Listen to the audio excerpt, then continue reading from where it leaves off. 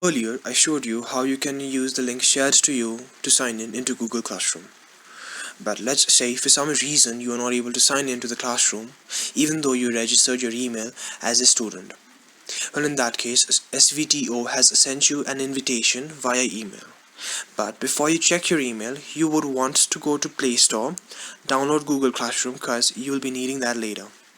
Now, once you've done it, go back to Gmail and look for an email that says Supplementary Volunteer Teachers. Once you've spotted your email, tap to open and you will be greeted with a page that looks similar to this. Tap on Join